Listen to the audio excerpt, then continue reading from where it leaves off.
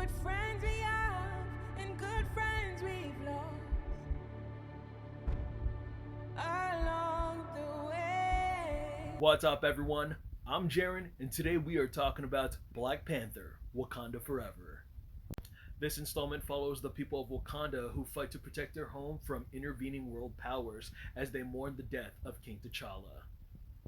This is once again co-written and directed by Ryan Coogler and stars Letitia Wright, Lupita Nyong'o, Danai Gurira, Winston Duke, Tenoch Huerta, and Angela Bassett. Now, before we get into this review, I just wanted to give a quick shout out to Waikapu on 30.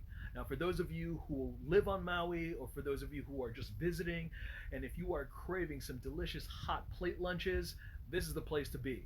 I love some of their choices, what they got on the menu, especially the musubis, the saimen, the hamburger steak, the beef stew, and definitely got to try the pork lau lau with the lomi salmon. Just, that really hits the spot. But yes, go ahead, give them some love. Big shout out to the ladies who were working at the counter the other day. They definitely were fans. They definitely recognized my voice when I called to make my order. Just wonderful people. A lot of local love. Support local businesses, guys. Come on.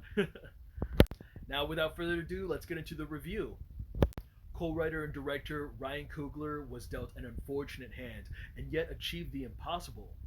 The script for the sequel was complete and ready to go into pre-production when the passing of Chadwick Boseman happened so suddenly. It was a tragic loss and left fans wondering what is to become the future of the Black Panther.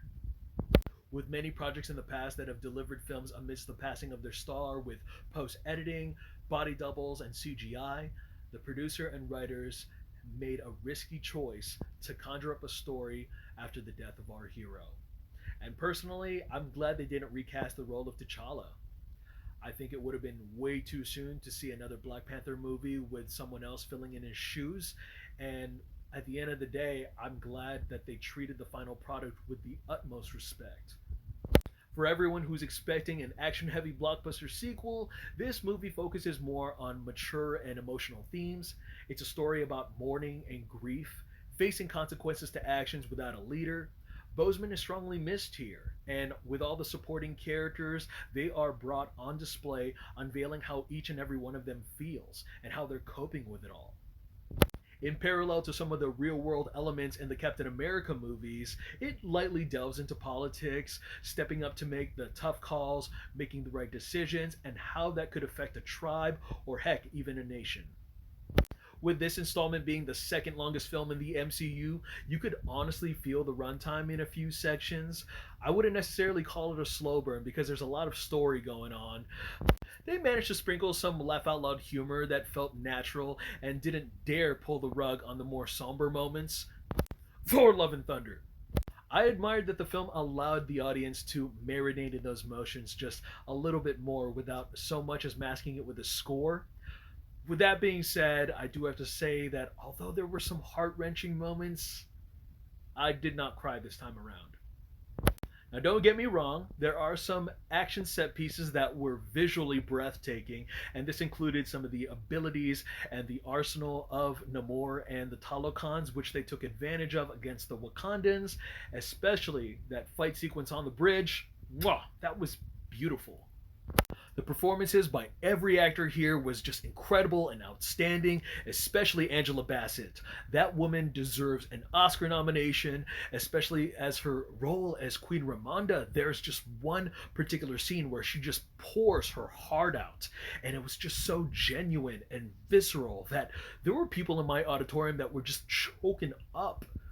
Letitia Wright as Shuri had a much bigger role in this movie and a much bigger journey to trek. With the way that the writers handled her, this could have gone completely south. But with the final results and her personal demons and challenges, I was very much impressed.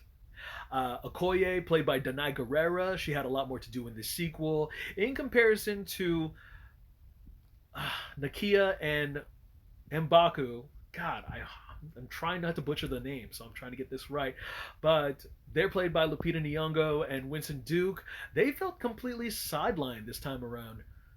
Some of my little nitpicks or how things could have tightened up in the runtime. One of them being the introduction to Riri Williams. She fell into that trope of the smart kid that everyone must protect against the bad guys because they want her dead. But she was a really great addition. She had some wonderful scenes with Okoye and Shuri that really added some levity.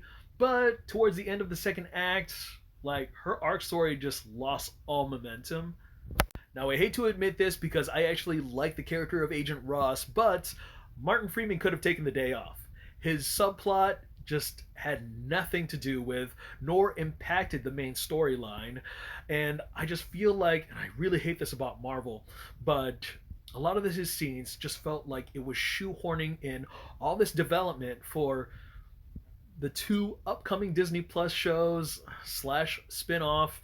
And I don't know. I appreciate that they do all this world building and all these little details, but it just felt so unnecessary to add this on top of a Black Panther sequel. You know what I mean? I'm not going to tell you what those Disney Plus shows slash spin-off were because that's just going to be a little bit more spoiler territory. Might as well leave it up to everyone's interpretation.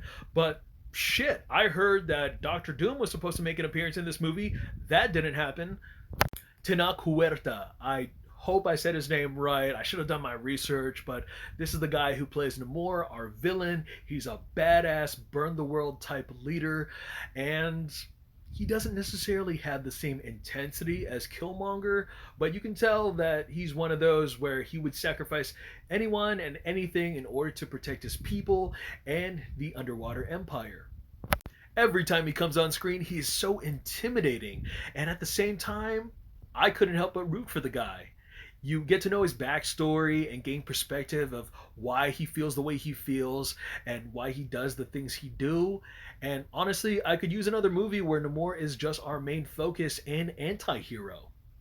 This whole exposition sequence where they're developing the understanding and the odds between Shuri and Namor were just one of the most compelling aspects to really be put on screen. James Cameron is probably going to be pissed if he sees this movie because there are like blue people and they have water capabilities, and that's kind of the aesthetic he's going for in Avatar 2. Thank goodness, though, that the Talokan tribe and DC's Atlanteans, there are some differences. Because I know some people are going to be like, oh, look, Aquaman's people. Wrong universe, guys.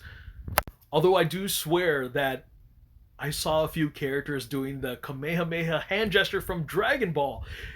I know I'm not blind. They did it like a few times. There are more ancient Aztec and Mayan influences, and especially with the lore of sirens, which I found fascinating. And especially with the introduction of the entire tribe on screen, you can pretty much play out that entire opening like a horror movie. Not to point out the obvious, not to label this as a woke choice, but I love that this story was able to bring all the supporting female characters from the first film and put them in the forefront and really shed light on the importance of what each and every one of them represented without pushing an agenda, without making this so pretentious in diversity. Again, this could have turned out to just be an okay movie. If you are looking for the Black Panther, your patience will play a huge factor in this experience. Honestly, the dedication, the care, the tireless efforts of our cast and crew has made this chapter the best, most important conclusion to Phase 4. I can't wait to see the Panther team up with the Avengers in the next events. This was a beautiful, bold, moving, and powerful love letter to Chadwick Boseman. That's all I got to say about the movie, folks. Thank you guys again so much for watching. Look forward to more reviews. I am Jaren Ugbanawag, and I will see you guys at the movies. Take care.